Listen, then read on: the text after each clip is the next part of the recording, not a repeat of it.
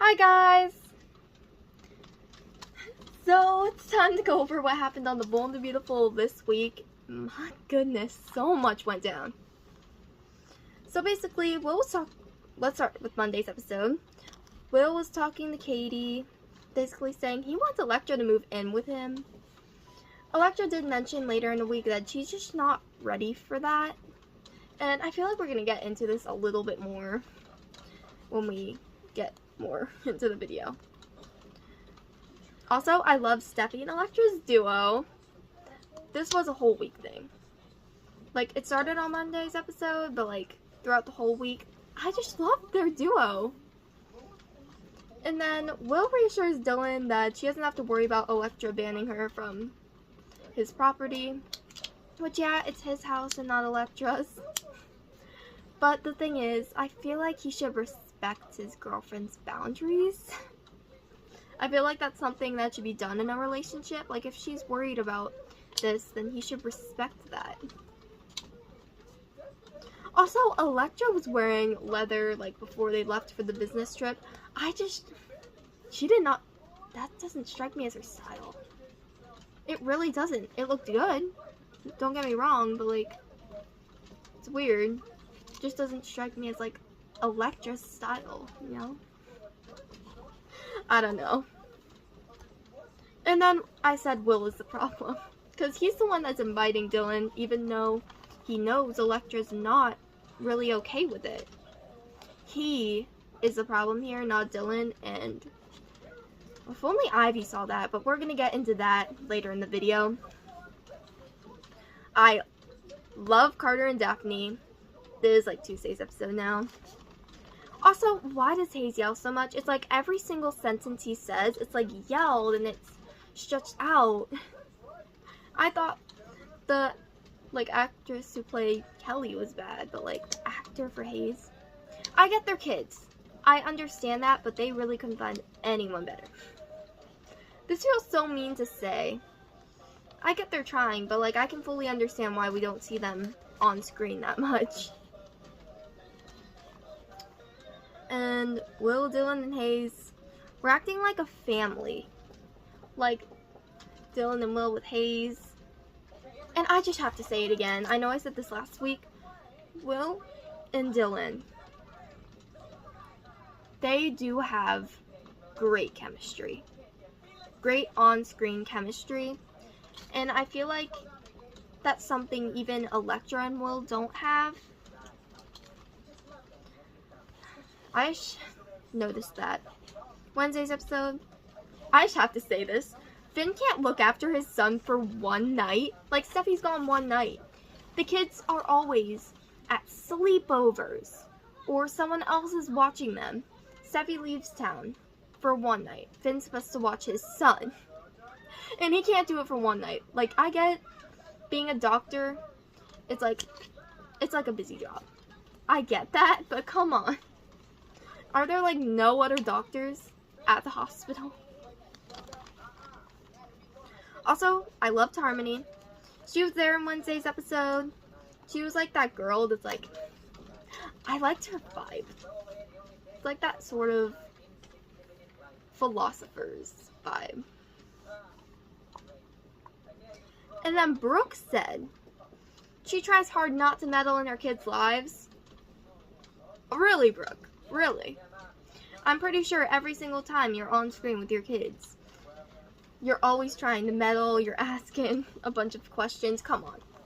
She's like a world-class meddler at this point. And Ivy is the root of all Elektra's insecurities, because Elektra was starting to like be fine with Dylan and Will being together with Hayes, and then Ivy calls and suddenly like she's not really okay with it anymore. She feels weird about it again, and that's the thing. I've noticed this over the past few months, ever since we've sort of gotten to know Ivy and Elektra's duo, that Ivy is the more negative one. Like, she talks about things, and she has a lot of judgment. And Elektra listens. Like, she looks up to Ivy. And I feel like Ivy is the reason why Elektra's so insecure and why she has so many issues with some people. And that's a problem. I think that Ivy is sort of a negative person in Electra's life, at least as of right now. She makes things out of nothing.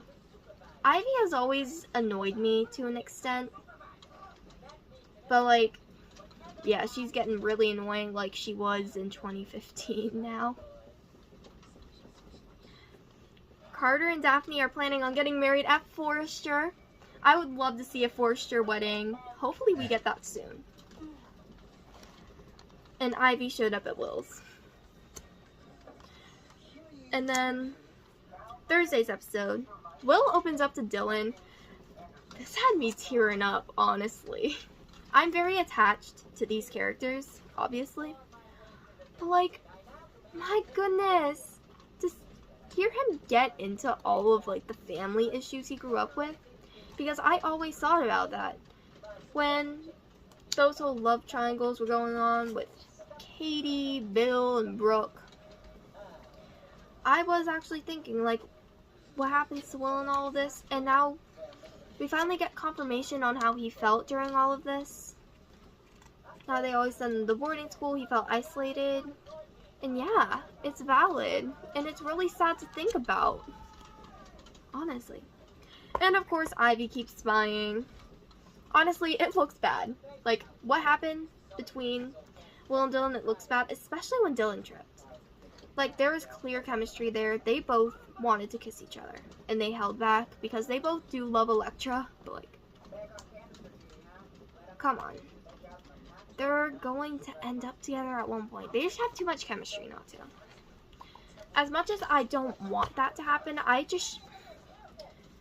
if they have to happen, Will needs to break up with Electra first. There's enough infidelity in the show already. Do not have Will turn out like his father. I mean, that affected him so much growing up. You can't do that. And then Ivy confronts Dylan. She just walked in. She didn't even knock or anything. I can't. And in Friday's episode, Taylor encourages Deacon to end his marriage. You know she wants him. They both want each other so badly. And we're gonna see Sheila snap very soon. Maybe even next week. I doubt it. I feel like we would have gotten that in the weekly preview. Ivy tells Dylan to leave LA. This was overstepping on so many levels. Like, going in there without knocking was already overstepping, but seriously, using blackmail. Like, nothing even happened, by the way. But using blackmail to force someone out of the city that they made their home. That's insane. And that is why Ivy's one of the worst characters in The Bold and the Beautiful history. Because she does that. She uses blackmail. She did that to Steffi, remember? Back in 2015 when Allie died and she had that video that made Steffi look bad. She blackmailed Steffi into making her the face of Forrester.